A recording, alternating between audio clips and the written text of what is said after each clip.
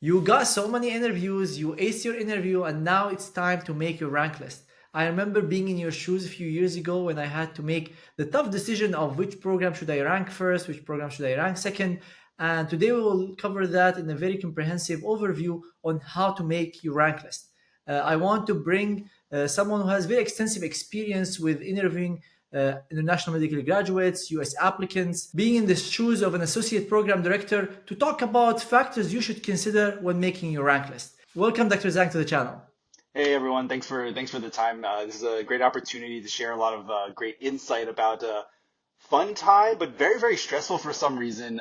Because you've already done the hard work, you've got the interviews, and now you have to make this big decision about where you want to be. And so, hopefully, you guys take away some useful information tonight and just kind of get you thinking about this really big decision, but really fun. Yeah, I remember it was very stressful night for me. Actually, for me, the night I slept the least in my whole life at that time before residency started Yeah, was the night of my rank list because I was yeah, so yeah. not sure about the rank list and like one program over another, although the differences were Hmm. so minor, but you get so Hmm. stressed about, where you're going to be spending the next for Yeah, me, 6 years of my life. yeah. I mean, at a minimum, you're spending 3 years in a place that maybe you've never spent much time, or maybe it's a place in your backyard. But even then, like just thinking about 3 or 7 or even more years, like it's a really, it's really stressful in many ways. But there's also the good stress too. It's not just all the bad ones that we kind of just think about. And so I remember the same thing too. My number one, number two kept switching around. Some were dropping, some were going up, and so much Googling going on. And so, I think this would be a good opportunity to share firsthand experience just about being in those shoes, and I think there's going to be a lot of really valuable take home points from this. Exactly. So let's start by talking about the clinical experience and the clinical training of a program. That is, in most situations should be the cornerstone of your decision to rank your program. Because at the end of your day, the whole point of you doing your residency is to become the best version of yourself clinically. Yeah. What is your take on that, and how did you go through that process? And when you advise students about this? Hmm.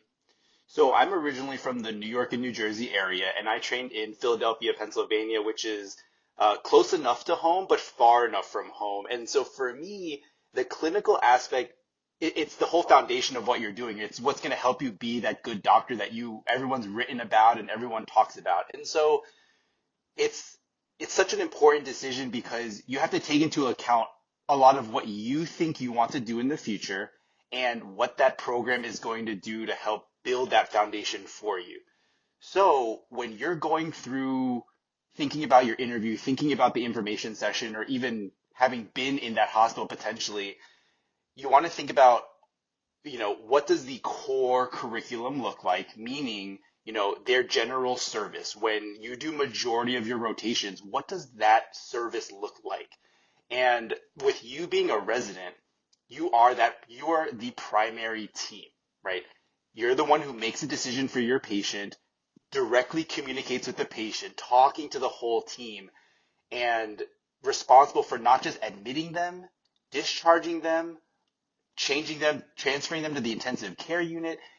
And so you want to think about what has been spoken to you about that experience, right? Because you want to be the person to talk to when there's something going on with your patient.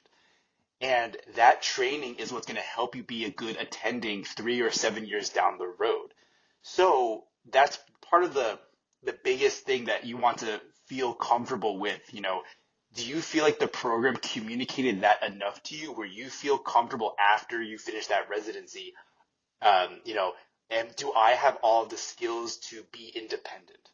But how can Because you if you tell don't, that from the interview? That was one of the most challenging things that I faced through, and I'm going yeah, to talk about my experience. But from an internal medicine yeah, standpoint, someone goes to that interview, it's like a 1 day thing. How can they figure out hmm, if this program that's going to get them there where they yeah. need to be?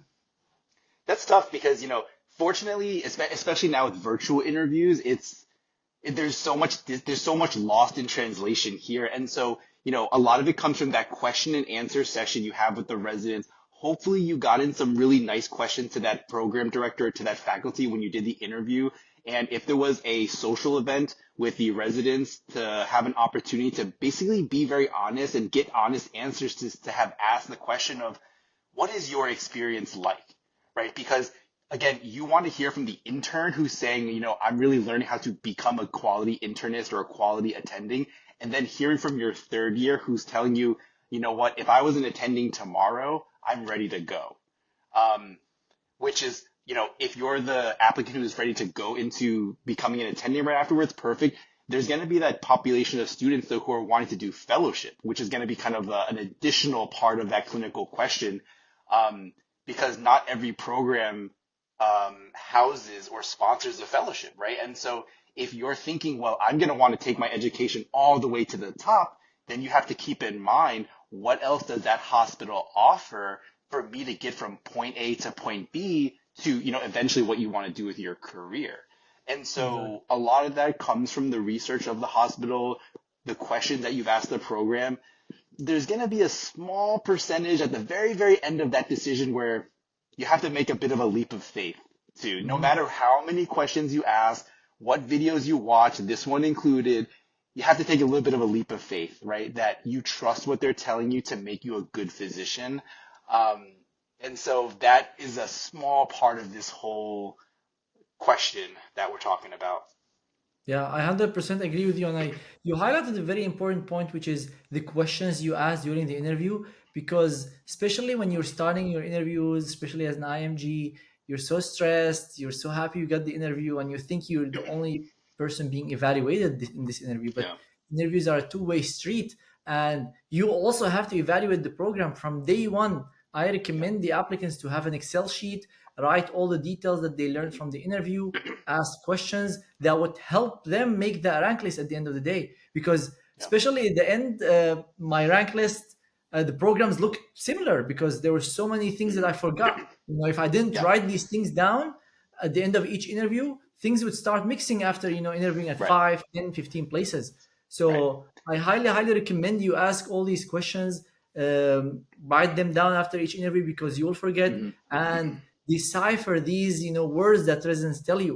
Nobody is going to say bad things about the program, but sometimes you might hear some residents saying, oh, I don't feel comfortable going to practice, that's why I'm going into a fellowship. Mm-hmm. That's a red Mm-hmm. flag. So Right. just be very mindful of these things that people tell you, and talk to residents. Another thing that helped me a lot making my rank list was one-on-one discussions with residents. Many residents are so nice and happy to talk to you outside the interview platform, and it's very Mm-hmm. hard to ask tough questions sometimes in front of 20 people, 30 people on a Zoom platform. So especially for the programs you're really interested in, I highly recommend you talk to the residents, see what they think. Even sometimes faculty might be open to talking to Yeah. you, separately.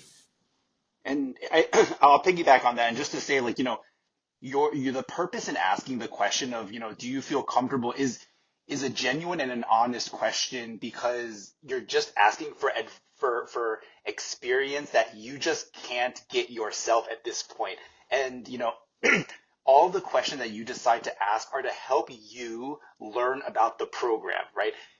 You're not trying to become best friends with the person on the other end of this. And so you want to be sure that this place that you go to for 3 or 7 years is going to make you the best doctor that you can be, which is what all we're saying and all we're writing about in our personal statements, right? And so that's the whole point of what you're asking. There's no great question. There's no the best question to ask. There's the ones that will help you make your decision come rank order time. And the other point is that though programs are ranking you, which is everyone's fear about where were they going to rank me, right? With your Excel sheet, though, you're actually making your own rank list of programs. So Mhm. you can't see theirs and they can't see yours either, by the way. So, Mhm. it's a two-way street. Both of you have a little bit of that power, that decision-making power too. And I think students and applicants tend to forget that the rank list is, or the whole rank program is designed for the applicant. Exactly. And so when you make your Excel file, you are you are ranking, you are in essence NRMP at that point. You know what I mean? And so you have as much power as the person on the other side of it. Yeah, yeah. The rank process favors the applicant. It's very clear because Hmm. if you rank a program first and the program ranks you first, your pick matters more than what the program picks it. Exactly. So Yeah. so you have so much power as an applicant, and that's why you need to make that informative decision, very important decision Right. of where you want to spend. And another very important point you highlight is that programs are different. Even in plastic surgery, I can tell you that some programs have very heavy focus on hand, while others have more Hmm. heavy focus on recon. I assume the same would be for internal medicine, where some programs are stronger in hem-onc than cardiology than GI. So Yeah. you also have to allow your personal interest to guide your decision of like, do I want to be in a place that has more focus on this versus that? Some people want to Hmm. have broad focus in everything, and Right. then they specialize as they advance further. Yeah, and so in some ways, those applicants may have their minds made up prior to applying to residency. They may have decided, well, I already want to do a certain type of specialty. But it's okay if you're one of those applicants who hasn't made up their mind, which is totally fine. I was in those shoes. You can look for a program that offers you a strong foundational core program, right? To just be a good general internist or a general surgeon or a general whichever type of specialty. And if that's your focus for now, you'll be able to get that, and then you can build off of that foundation and say, okay, you know what? My one of my early rotations in cardiology got me really interested. Let me think about pursuing fellowship there, because a good foundation is also going to be a strong jumping point for whatever you choose to do after that portion too. So it's okay if your mind isn't made up about, do I want to do specialty or not? Because at the end of the day, we all have to take our qualifying exams for the general specialty anyway. And I And want so to if go that's, actually a step further. You might Mhm. change your mind, and that actually what happened with me. Yeah, I ended up, in yeah, a program that is solid in all aspects of plastic surgery, and yeah, I went wanting to do something, and then I changed my mind. And the same might happen to you. Might start wanting right, to do cardiology, and then you discover the lifestyle of of an right. interventional cardiologist. And like, what, I want to do GI. So if you're in a Hmm. program that doesn't have any GI and fully cardiology, you didn't have the best Yep. opportunity in pursuing it you wanted to do after. Yeah, and because the rank process is, once that decision is made, you are set. The initial decision is set in stone. Mhm. There's more complexity all behind that, but the initial decision is set in stone. And so, like, definitely the decision making part that we're talking about right now is really important. But like, I want to highlight just that this is the fun part though, because you've done the hard work, you've done the interview, you've said what you need to say. Now what I've been telling everyone that I talk to is just, now you bring it home, right? Now you get to go someplace to have fun and enjoy your time, but learn to become that physician that we're talking about. And so, I want to just make sure the applicants are just remembering that this is a really exciting time of it, because all the hard work is done, and now you're just waiting. We're waiting for that match day, for that, yes, I'm going here, for that excitement, that rush that we all kind of remember. So True, I true, think and it's just important it's a to good problem to have because that means you have options and yeah. you're getting to pick.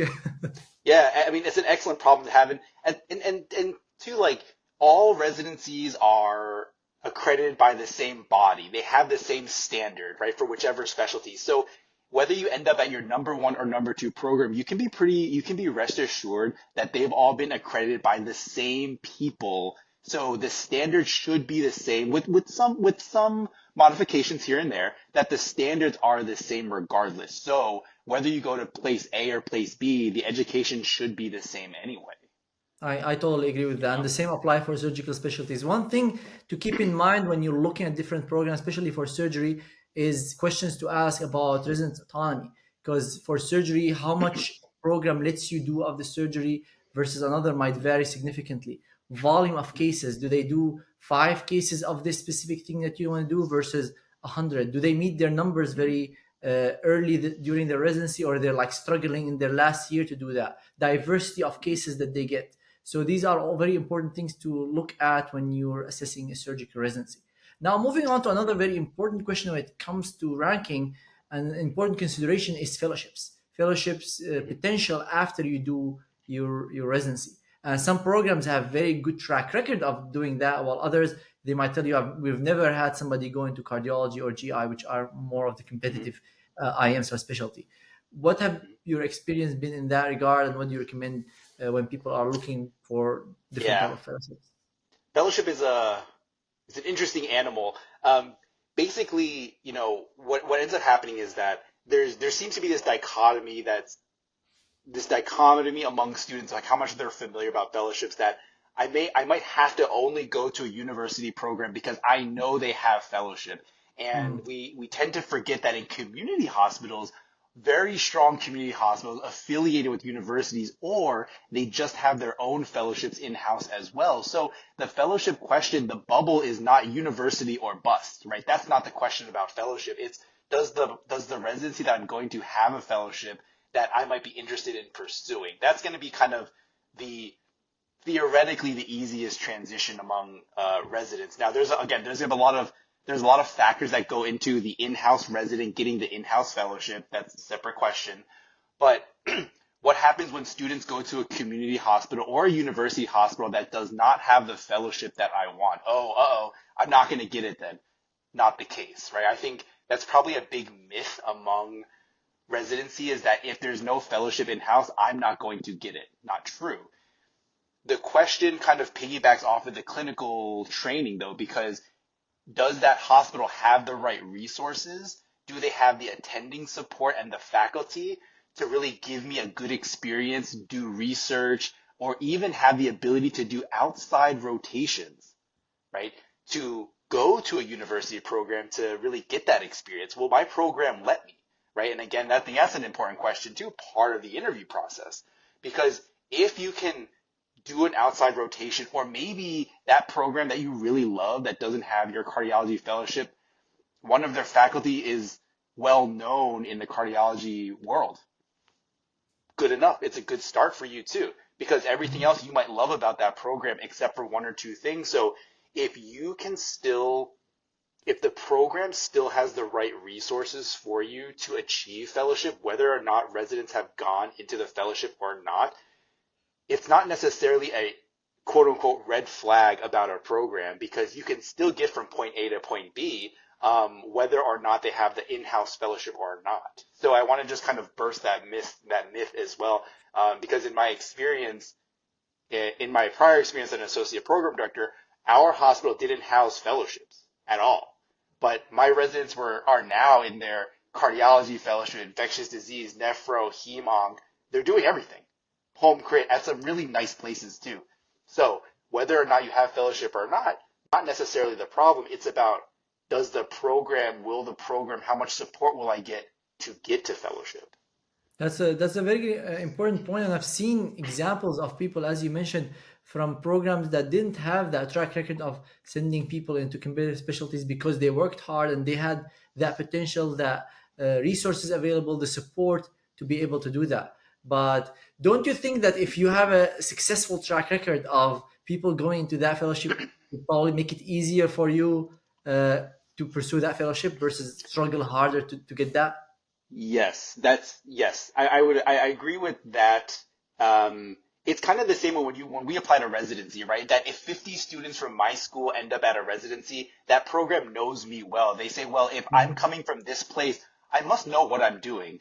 And so I think you are going to be looked at potentially more favorably coming from a program with that track record. And so when you do, and when you guys are doing your research of programs, assuming you want to do fellowship, if you see that, oh, all of those fellows are coming from this program, that should help me, assuming I'm doing everything that I'm supposed to. So that could give you more, that could definitely help boost the success of your fellowship application.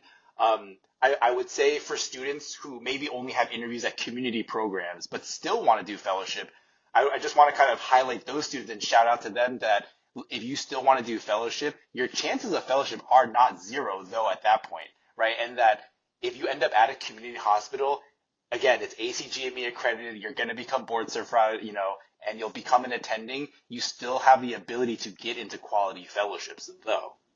Yep. And one of the main ways to do that is to do research. And because you can go on present in conferences, meet people who Hmm. are influential within the field, usually make the Hmm. decision about fellowship applications.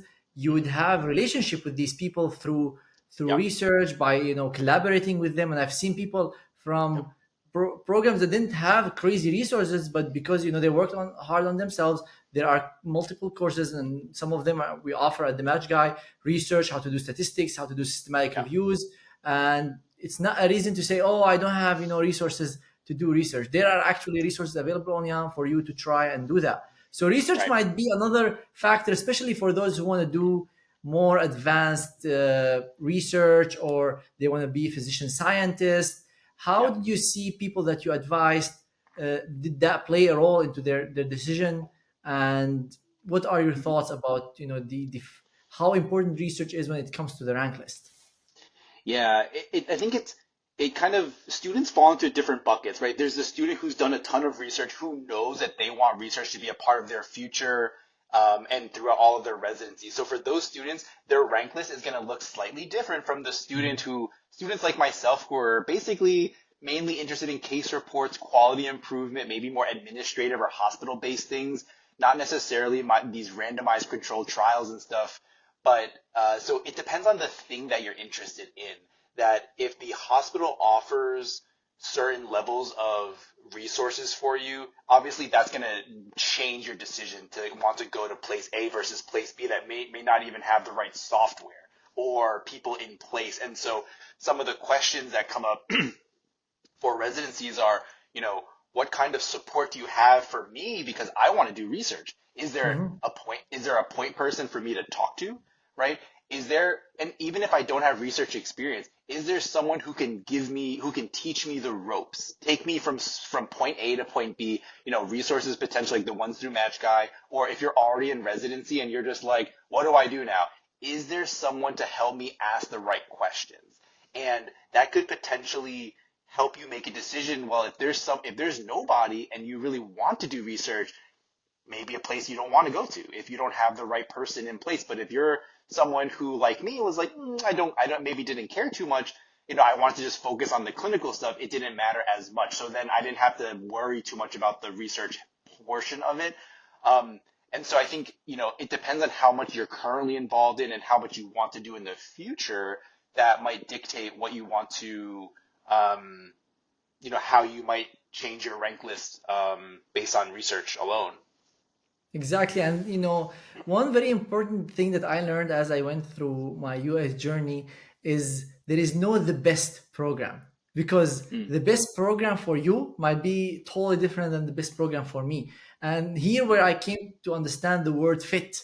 Fit is something I did not, evaluate or look at seriously. But as I went through the residency process, I really appreciated the word fit, the fit of the applicant and what they're looking for with what this program is trying to train. Because somebody who wants to, do just hospitalist work and take amazing care of patients, maybe Harvard is not the best place for them. Not because Harvard does not train these type of people, but Harvard may be more Yeah. focused on research. And doesn't mean that Harvard is better than a community program clinically. That community program might be better than Harvard clinically because they're more focused on one thing versus another. So you have to understand, and these are just examples. I'm not saying that one is better than the other, but you have to understand that the characteristics of each program is totally different than another, and what you want in your career is totally different than what somebody else wants. So you have to Yeah. find that fit that will help you achieve what you want in your life. Yeah. The idea of the right fit, I wish it was more of a concrete thing that we can just say, oh, I like X, Y, and Z. This is the place that works for me. But it doesn't work like that, unfortunately. It's such a nebulous kind of evolving thing that it's hard to specifically put your finger on it because this morning I like this, but tomorrow I won't like it anymore. And so like finding that it's a little bit of a struggle, which is fortunately you get a good couple of weeks or months to make that decision after interviews, preparing for the rank list.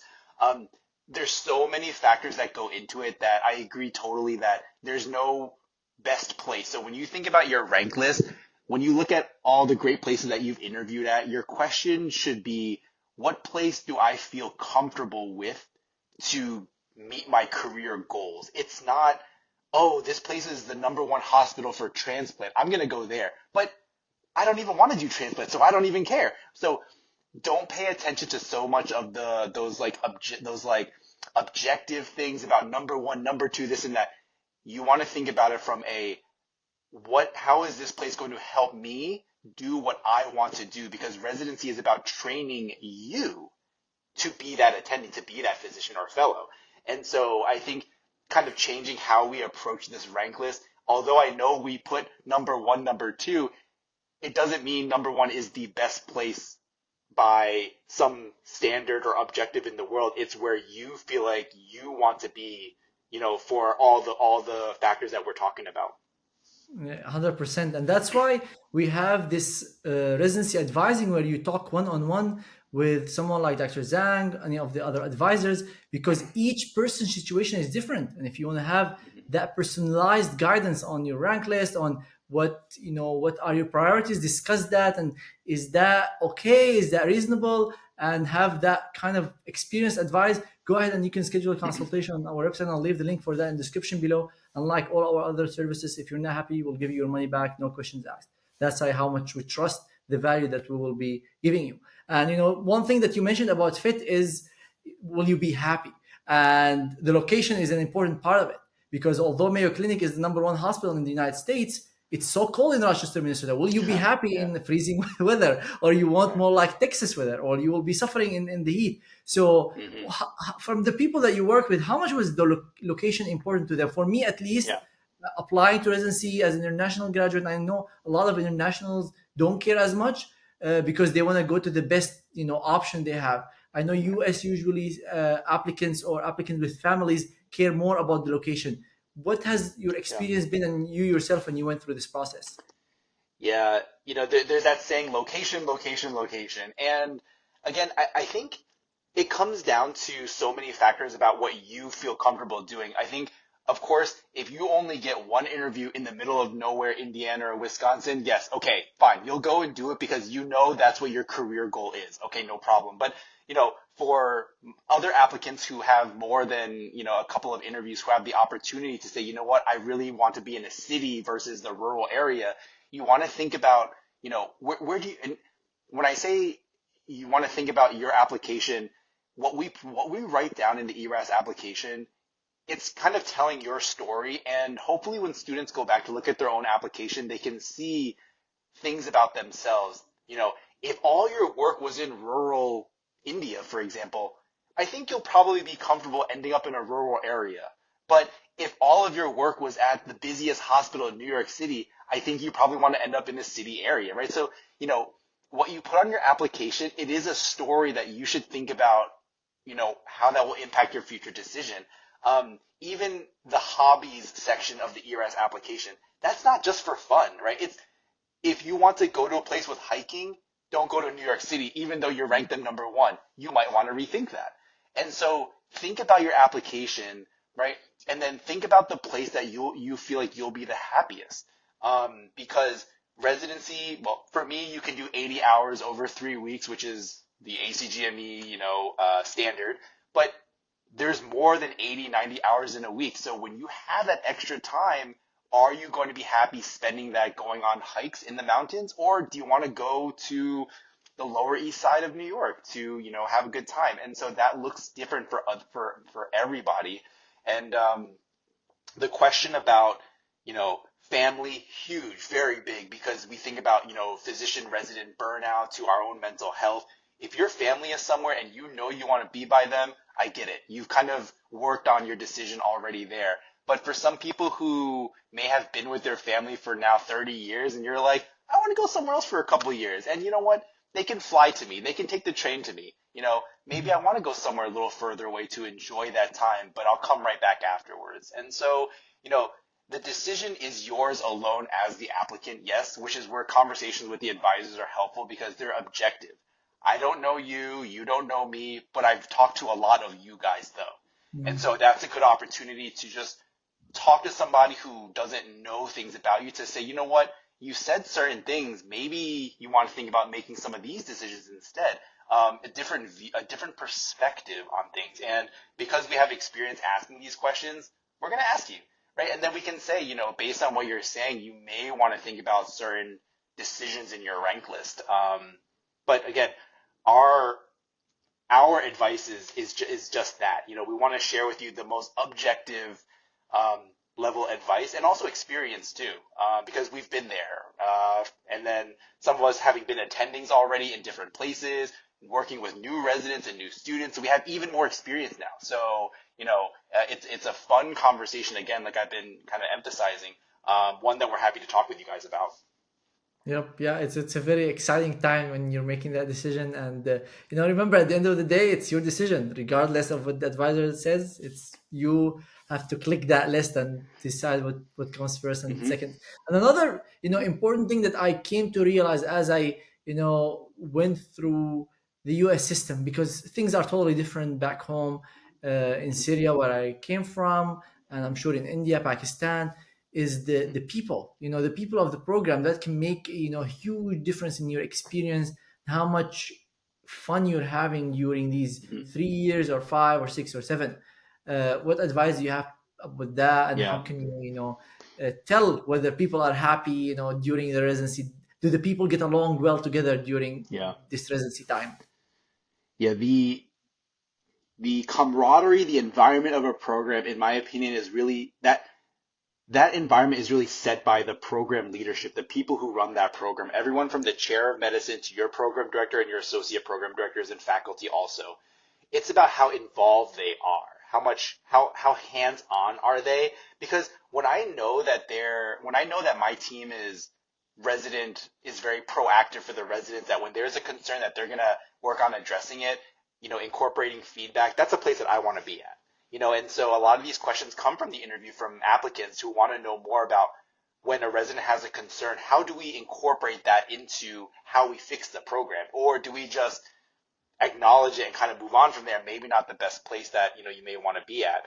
Um, Other things to, make you feel more comfortable at where you go to is that, in your research, you're going to see, well, did the leadership come from a area that you're familiar with? Because then maybe there's some cultural similarities that you're going to feel more comfortable with. Or when you look at the makeup of a resident class, is everyone from coming across the world, right? Residents from Africa to Europe to Texas and California, because then that melting pot may tell you a lot about the goals and the values of that program. Obviously, compared to potentially a program that only has graduates from the United States, and you might be the only, international applicant. You want to think really critically about how you might feel as the sole, international graduate among US graduates too. Now, that's kind of where you have to take a little bit of introspection about yourself, that, are you going to be comfortable being in that position, or, being at a place where people might not understand the healthcare system from another country. And if you're comfortable with that, all the more to you as an applicant. Absolutely put them as the number one place. But if you're in doubt at all, again, a conversation with anybody, whether it's us as advisors or with your close colleagues, is important to make that, to really understand that decision, because it's not one that's made lightly. You really want to think about not just like your medical school years, maybe you have to think back to college or high school, like, is this the right environment for me? And so that decision is really based on years of experience. Yep, it's all as the medicine journey is very long. So if you're not enjoying the process, you're just looking for the goal, you're gonna be miserable during these long years of Yeah. medical school residency and fellowship. So the ultimate goal, I always now advise students, especially those applying to plastic surgery, they're all superstars. Most programs are phenomenal. Pick the Yeah. place that you'll be happy at, because Yeah. that is at the end of the day the ultimate goal is for you to enjoy your time. As Dr. Zhang mentioned, all these programs are ACGME accredited. They all meet at least the minimum standard, and most of the people end up, getting board certified. So there is not much concern regarding the clinical. You need to be happy where you are, and then comes, Hmm. at least for me as a priority, that is my priority, to me be happy and enjoy my time, because that reflects on how hard I work and how much I study and how Yeah. much I contribute to my patients. So Hmm. so the decision to make your rank list, in my opinion, is a priority list. What is your priority? Is your priority to be happy? Is your priority to Yeah. get killed at work, in return for amazing training? Is your priority being next to your family, research? So build that list of what is my priority list? Where do I see myself? And these questions that they ask you during your interview, they're also trying to identify fit, because they don't want people who are unhappy in their residency. So it's not just they're trying to test you. If you want to become a basic scientist and this program, does not have labs, maybe you're not the best fit for each other, and they're not going to like you, not because Right. they don't like you or they don't think you're amazing. it's just you're not the best fit and they don't think you'll be happy there. So it goes the other way around. You have to identify what your priority list, what makes you happy, what your career goals are, and based on that, you go and pick your program. I'll leave the final words to you, Dr. Zhang. Any final advice? What your overall summary of what we talked about? Yeah, again, this idea of fit is such an important part here that we talked about so many factors that really contribute to that decision. And again, it's everyone's rank list, their preferences is going to look different. And so it's totally fine to talk to 1,000 people, but just remember that you are the person that are going to go there. And on the other side of it, that person that you're talking to in your interview, they also want to know, are you going to be happy here? And you want to feel comfortable with that idea of, am I going to be happy there too? So you guys want to meet in the middle here. And if you feel like you've made that connection with the program through whatever modes of communication, in my opinion, that's the place to go to, because they made you feel comfortable in a virtual setting. An almost impossible task, in my opinion. And if you kind of got that feeling from an interview, that that might be the best place to go to. But by no means is this a decision that you make overnight. Take time, change it every moment if you want to. Don't just read about the clinical stuff, though. When we talk about being happy, read about that place you're going to, right? Is there this fun festival? Is there the best amusement park there? Because guess what? In your free time, you're going there. You're going to go see those places. So, find other things about a place that you're going to really enjoy. And if that sounds like you, if that fits you as a person, I'm not even talking about the physician part of it, that might be the choice for you too. So as we kind of emphasize all throughout, this is a really exciting thing, because now you have the opportunity not just to train to become that doctor, to be a resident, but to also now enjoy some of your time. So, figure out all the things that really will make you happy in a place where you're training 3 or 7 years, or even life after as an attending, if you want to stay there forever. Put all that together. Excel file, write a list, write it on paper, sticky notes on your wall, whatever you like to do, or keep it organized. And then, once you make that decision, you guys take a deep breath and just, let the rush, let that excitement just build up until match day, and you're going to take it from there. The rest will be history.